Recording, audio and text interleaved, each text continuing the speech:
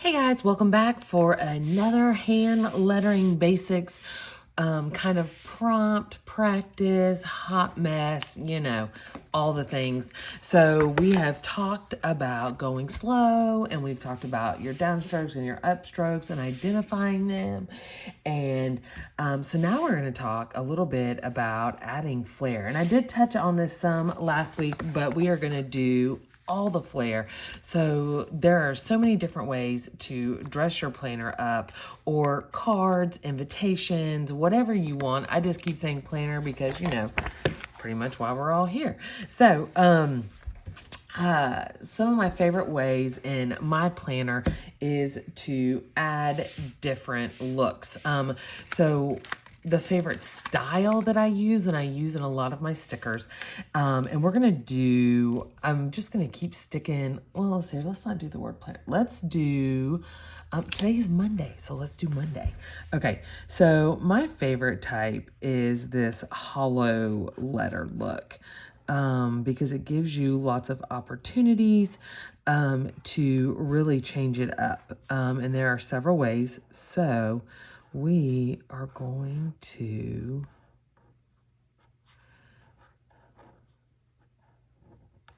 all right, so that's the hollow look like that.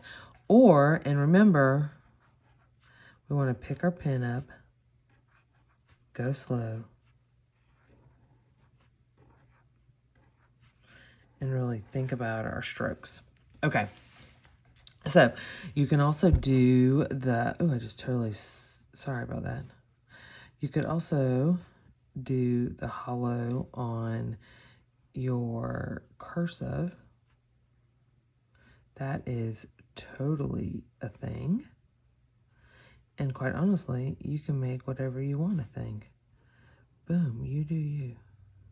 Okay, so 2 different styles of hollow that I like to use in my planner, and especially when I'm doing cursive, this one, because if you mess up, you can just kind of color it in, and then people are gonna be like, oh wow, she meant to do that. If like one of your hollows, if you cut it too close or it's too far, then, or say like one of your strokes gets a little bit messed up when you're doing this, like it doesn't connect all the way, or for whatever reason, then this is a great way to fix a mistake. So I'm a big fan. That's why I'm a big fan of the hollow look. All right. There we go. So, and then it'd be like, wow, look at those downstrokes. Those are really thick. They look great. But, so let's rewrite this back out. And I'll give a little bit more space throughout the letters too.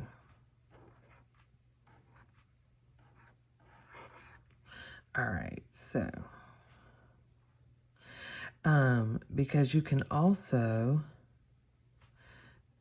color in these letters too, a different color. If you really wanted to jazz it up, like if you're not using stickers, if you're doing an all pin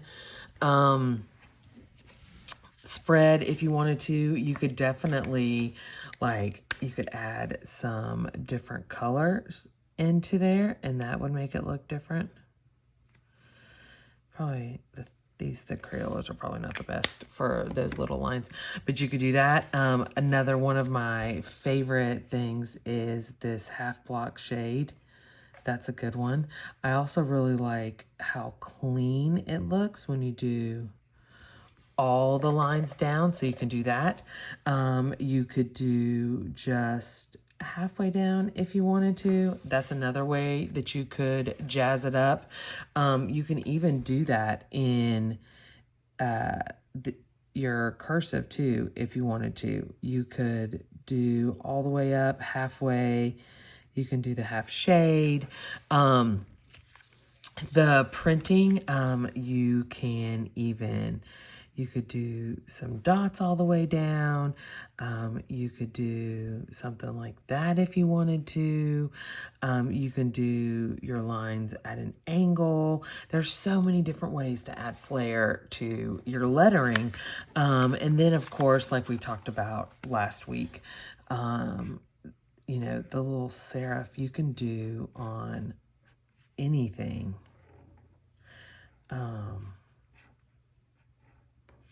Whenever you're right. I mean, this is truly, you make it you. You do not have to follow any rules. Not that they're rules, but any guideline. Like, I mean, as long as you're happy with it, who cares? That's my whole thing. As long as it makes you happy, I guess I don't really like that one down there, but we'll leave it for right now. I guess I should match it up right there. But yeah, so you could even, we can even take it and we can do some pink.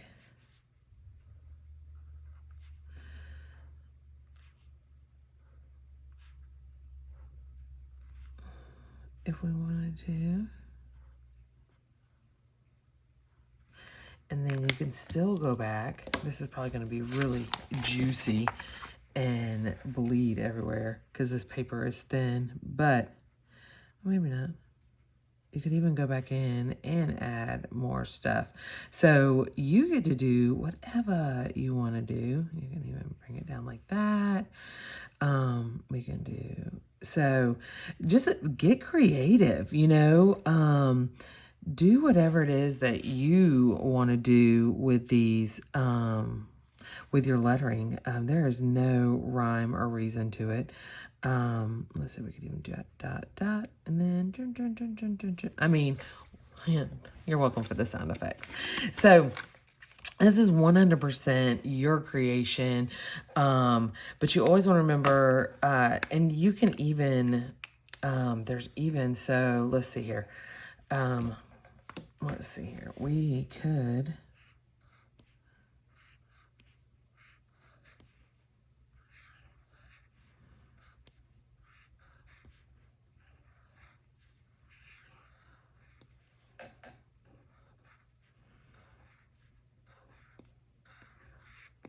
so you can even go back and in the cursive, if you did, you can even add some flair like this.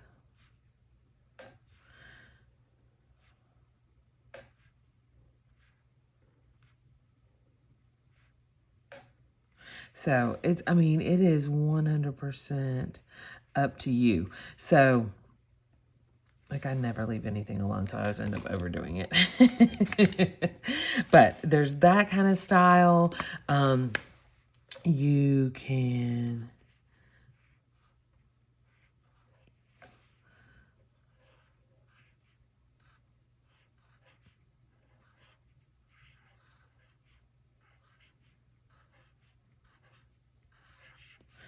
make that one quite thick enough. Or that one. You can even come back and add your serif onto here if you wanted to. I mean, it really, whatever you want to do is all that matters. So yeah, but yeah, those are some different styles that you can do. There's also, let's see here. I'll see if I can do this one. It's been a while. So we can even bounce. I am not good at bouncing, FYI.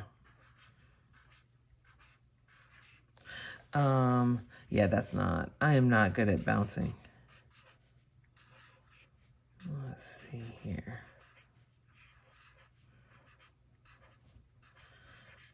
Oh yeah, okay, so there is, so you can even do, this is a popular in bullet journaling stuff.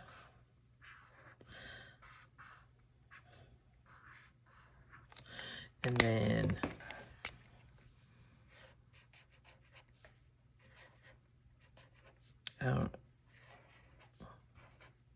yeah, I didn't start it far enough out, so that should have been way moved over there. But that is why you practice, practice, practice. But this is really my favorite style, doing either one of these, because printing, like I am a lot more comfortable with printing. I am more comfortable doing the hand lettering, like the faux calligraphy on my iPad, because it's much easier to just backspace and start over. But also the pen pressure is a lot differently. So if you have an iPad that uses the Apple Pencil, there's an app called Procreate, which is what I use. Tons of free brushes out there. For you to use. But yeah, there is so many different ways to do your lettering. But that's why I say practice. And you can use your planner as practice too. It's completely up to you. You don't have to do it in this grid paper if you want. You can absolutely use this as your practice.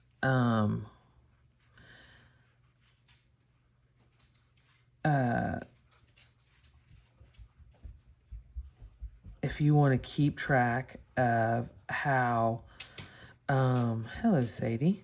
If you want to keep track of how your handwriting is progressing, then your planner is a great place to practice at, especially if you use a larger one or if you write smaller, you know, it's completely up to you. But yeah, it is. That's why I love hand lettering, especially when I was first getting started and I was trying to find that like style that I liked. That's how I found the print, just because I just find the print a lot easier for me. But also I found like doing the hollow letters, they allowed for a little bit more creativity in those also. So lots and lots of different ways to do it, but just keep practicing. You know, your grid paper is your best friend. And remember that, you know, adding and removing downstrokes is all what you like. So why I like to do mine on this, I mean, there is definitely people who like to do their M's like this, for instance, which there's nothing wrong with that either. It is completely up to you. And there's O's like this. So my style just happens to be this way. So, and that's why I say practice, because you're going to find your style, and it's going to be amazing when you do. And there's, sorry. UPS is here to pick up a package that's on the front porch, because I ordered these amazing lights that are going to be better, so there's not as much shadow up here. And they came in broken, and I was so bummed. But I already ordered, it was on Amazon, luckily, so I already ordered new ones, and they'll be here Wednesday, but they're picking up the old ones. So that's what Elvis just heard. That's why he barked. So you find what you like, and that's what you do. So that's why I always say, you know, start with the alphabet, start, you know, practicing writing slow and slowing down your strokes, picking up your pen, thinking about each letter, because hand lettering is definitely a muscle memory, which is why I'm always like, I was about to write an A, because Stephanie, C, D, E, F, G. Look, I totally do not even know my own alphabet. Winning today. Yeah, so that way, you teach your hand, you know, to remember, okay, hey, we're going to do it like this. We're going to do it like this.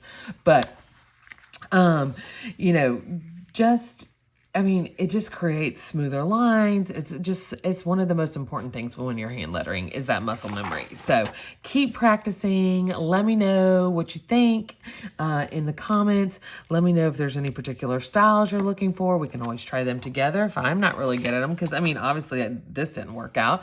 So, I mean, that doesn't really look that great either. So it's kind of funky. I'm not really good at bounce lettering. So just let me know. But I hope you guys are enjoying these. They're a lot of fun for me. It's bringing back some muscle memory for me because I've been using the iPad for way too long.